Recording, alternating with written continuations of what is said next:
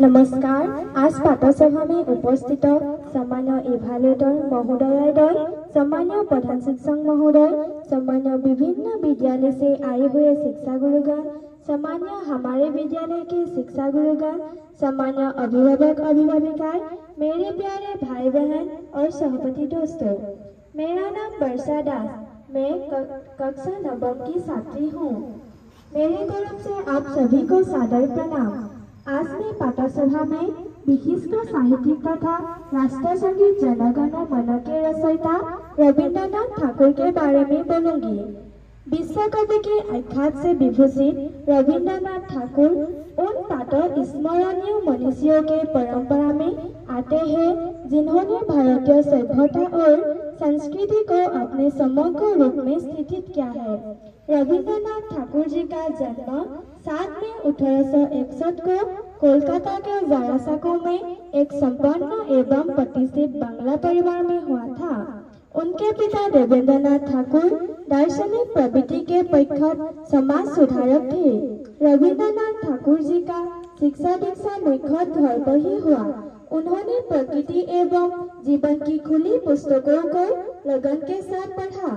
काव्य प्रतिभा के धनी रविंद्रनाथ ठाकुर 7 वर्ष के कोमल अवस्था से ही कविता लेखन आरंभ कर दिया था। तब से लेकर देहावंश की समय तक उनके अमर लेखनी बराबर चलती ही रहे। रविंद्रनाथ ठाकुर जी के द्वारा लिखित कहानियों में से कबूलीवाला एक कलाजयी कहानी है। गीतांजलि काव्य ग्रंथ के लिए उन्होंने 1913 को साहित्य का नोबेल पुरस्कार प्राप्त हुआ था। 7 अगस्त 1941 को इन महान पुण्यात्मा का स्वर्गवास हुआ। यही से मेरी व्याख्यान समाप्त होती है। धन्यवाद।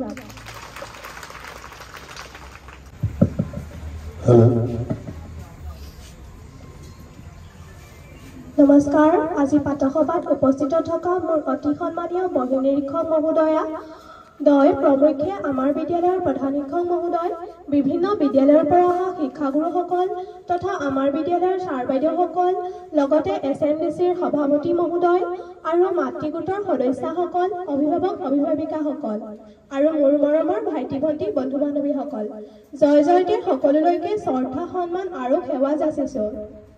আজি মই পাঠসভাত একতাৰ ওপৰত বক্তৃতা দিম। তাত যদি ভুল হয় ক্ষমা কৰিব। এক শব্দৰ পৰা একতা হৈছে একৰ ভাৱ একতা, অৰ্থাৎ বহুতেই লগ লাগি এক হোৱাটোৱে একতা।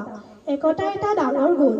কোনো কাম আমি অকলে কৰিব নোৱাৰো, কিন্তু কেইবাজনো লগ হৈ কৰিলে তাক অনায়াসে কৰিব পাৰো। মৰাপাটৰ এডালা তেনেই ঠুনুকা, কিন্তু তেনে কিছুমান আগ গোটাই যেতিয়া জৰি বতা হয় তাৰ দ্বাৰা প্ৰকাণ্ড হাতীকো বান্ধি ৰাখিব পৰা যায়। পিপৰা বা গুৰি পৰুৱাবোৰ নিচেই সামান্য প্ৰাণী, অথচ পিপৰাবোৰে পৰ্বত সহায় বুলি আমাৰ এষাৰ কথা আছে। মাউসে ওজালে গুৰি পৰুৱাৰ যে মৰণ নাই, এই কথা আমি সকলোৱে জানো। ইংৰাজ জাতিয়ে এসময়ত সমগ্ৰ পৃথিৱীত সাম্ৰাজ্য স্থাপন কৰিব পাৰিছিল। কিহৰ গুণত? কাৰণ তেওঁলোকৰ মাজত একতা আছিল।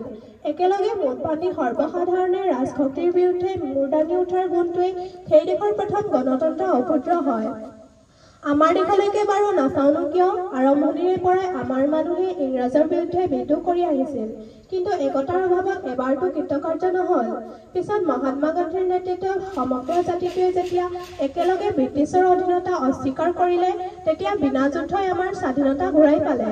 একতাতকৈ ডাঙৰ শক্তি একোৱেই নাই, আৰু একতাৰ বলত কৰিব নোৱাৰা এনে কামো নাই। ইয়াকে কৈ মই সামৰণি মাৰিছোঁ।